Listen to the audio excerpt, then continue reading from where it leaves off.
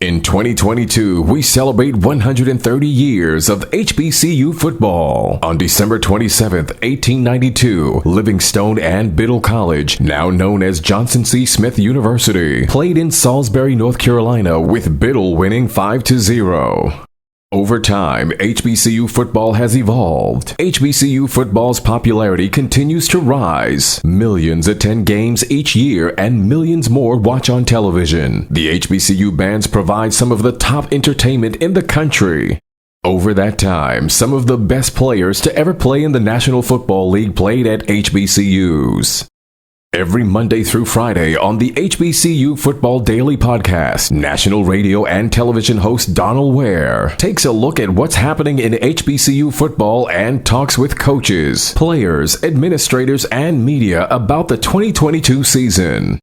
Make sure you join the conversation on social media by using the hashtag HBCU130. Now, here's your host, Donal Ware. You've got it locked to the HBCU Football Daily Podcast for today, Tuesday, October 18th. I'm Donal Ware. It is Takeaway Tuesday here on the HBCU Football Daily Podcast. Let's start this way with the HBCU National Players of the Week. The wide receiver from Hampton, Jadakiss Bonds. He is absolutely outstanding. One of the best receivers in FCS football. 7 receptions, 92 yards, a touchdown, including the game-winning reception in overtime that propelled the Pirates to a 38-37 victory, come from behind victory, that is, over Albany. It's a history-making situation. Why? Because for Hampton, it is Hampton's first victory in the CAA. So congratulations to Hampton and to Jadakiss Bonds. The second player from Tuskegee, Taurine Taylor, the other HBCU National Player of the Week, 232 yards rushing on 21 carries. He had 4 rushing touchdowns in the game, also had one reception for 21 yards in the ball game. You can read more about both of these young men on our website at boxtorow.com. Let's look at the HBCU coaches and media polls. And of course, Southern moved up in the polls. It's going to be one of my takeaways. Southern's big victory over Alcorn State is going to be one of my takeaways. But in the coaches poll, Jackson State received all but one first-place vote, followed by North Carolina Central at number 2, who received the other first-place vote. Florida A&M at number 3, Southern at number 4, A&T remained at number 5, 6 through 10. Hampton, Alcorn State, Prairie View A&M, Delaware State, and South Carolina State rounds out the top 10. In the HBCU media poll, Jackson State received all of the first place votes, followed by Virginia Union at number 2, Florida A&M at number 3, North Carolina Central at number 4. Benedict bumps up to number 5. Big win over Albany State. That means, Albany State had to go down. 6 through 10 looks like this: Southern, Albany State, Alcorn State, Fort Valley State, and Hampton rounds out the top 10, with Fort Valley State and Hampton re-entering the media poll. So that's a look at the polls. And again, for those polls, you can log on to our website, or for the HBCU polls, log on to our website at boxtorow.com. So takeaway number 1, Southern's victory over Alcorn State was huge in a lot of ways, okay? Now, this was a Southern team that just a couple of weeks ago fell to Texas Southern, got blanked by Texas Southern. So at that time, I'm like, ooh, Southern, I don't know. Southern is going to be kind of tough. Meanwhile, you looked at Alcorn State was kind of getting on a bit of a roll, but this win was huge. Now, on the conference call, okay, Fred McNair, the head football coach at Alcorn State, gave Southern all the credit in the world, but he did mention there were a couple of bad calls. He mentioned one in particular, a 4th down call where it looked like, where he says Alcorn State had Southern stop, but it was a bad spot. And so at the end of the day, Alcorn State fell. Now, both teams have one loss in the conference, but Southern holds the head-to-head over Alcorn State. Now, there's plenty of football left to be played. There's a lot of football left to be played. And, of course, Prairie View A&M is still in that mix. So, a lot of football left to be played. But right now, Southern is on top just by a couple of percentage points. And some percentage points. But you remember, also, Southern has the head-to-head over Prairie View A&M as well from last week's victory. So you're talking about back-to-back victories by Southern. You're talking about a Southern team that 2 weeks ago was not even in the media poll at all. Is now number 6 in the HBCU media poll.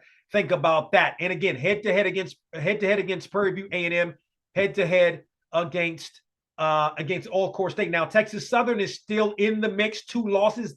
They have the Tigers have the head-to-head against Southern. And with Andrew Body at quarterback, it's a high-powered offense by Texas Southern. So anything could happen.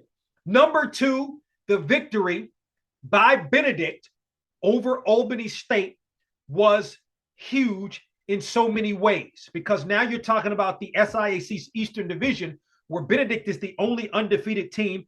Fort Valley State and Albany State have 1 loss apiece, but Benedict owns the head-to-head over both of them. So, in essence, you're talking about Benedict still has some games remaining, still has 3 games remaining, but you're talking about a Benedict team that has the head-to-head over Fort Valley State and Albany State. I would imagine, Benedict wins 2 of its next 3 games.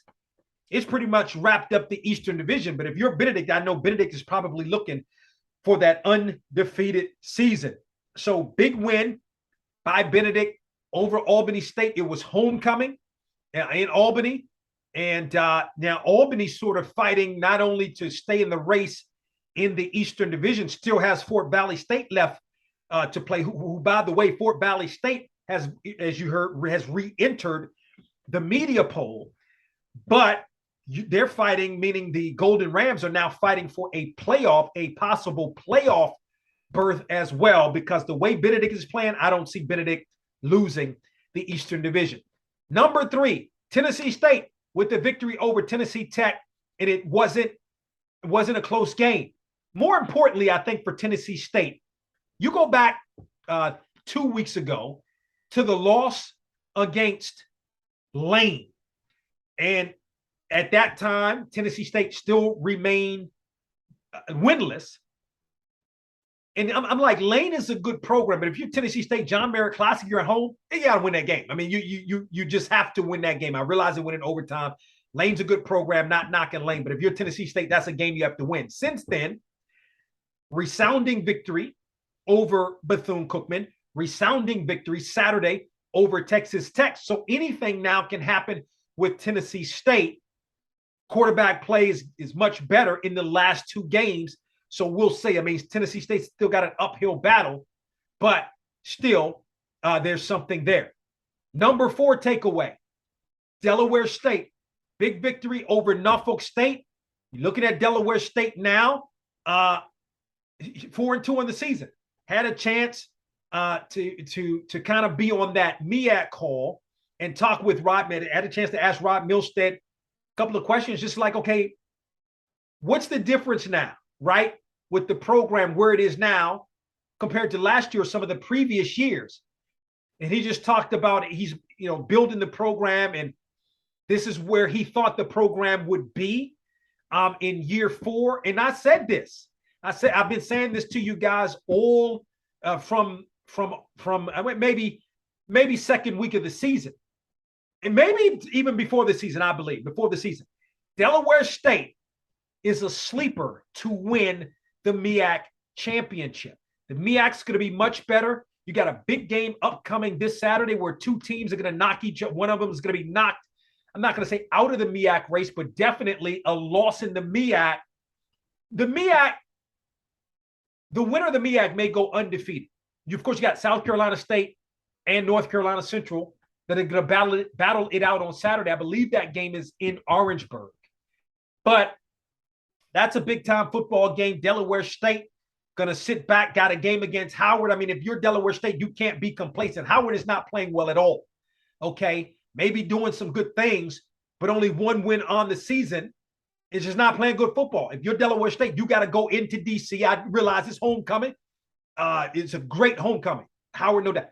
You're Delaware State. You got to go in and handle your business against Howard. And this is the thing. I remember, going back 3 years ago, 4 years ago, I just remember, we do these podcasts and I do a MEAC preview and I just be like, I just don't think it's going to be a good season for Delaware State at all. And you go from that to where Delaware State is now, 4-2 on the season, 1-0 in MEAC play. Still plenty of season left to be played, 4 MEAC games still left to be played. That said, Rod Milstead has got this program rocking and rolling, okay? So you talk about Delaware State and playing some pretty good football right now. I think I've had another takeaway, Hampton's victory over Albany. Again, it's a big win. Hampton, now when you're playing in the CAA, it's a much bigger step up than was the Big South. Much bigger step up. Almost every week, you're playing against teams that are nationally ranked. And so Hampton has its work cut out for it. It's a lot of season remaining, but to get a victory in conference play in the CAA, be 4-2 on the season right now. Hey, Hampton is getting some things done, and we'll see ultimately what happens over the next several weeks. So those are my takeaways for Tuesday here on the HBCU Football Daily Podcast. Remember, you can hit me up via Twitter at Boxtorow, BOXTOROW, or on my personal Twitter account at DWare1 if you want to share any thoughts. Don't forget to tell a couple of friends about the HBCU Football Daily Podcast, where you can find us on our website at boxtorow.com, also on iHeartMedia.com, and wherever you get your podcasts. Also, don't forget, you can watch the HBCU Football Daily Podcast on the Box to Row YouTube page. Talk with you tomorrow. We hope you enjoyed this episode of the HBCU Football Daily Podcast. You can also listen to the podcast at boxtorow.com, iHeartMedia, or wherever you get your podcasts. Don't forget to get your HBCU football fix on Box to Row with Donal Ware each weekend on the radio station near you, and on SiriusXM on HBCU, Channel 142, and on ESPNU Radio on SiriusXM, Channel 84. Follow us on Twitter and Instagram at Box to Row for the latest in HBCU football, and don't forget to tell a friend.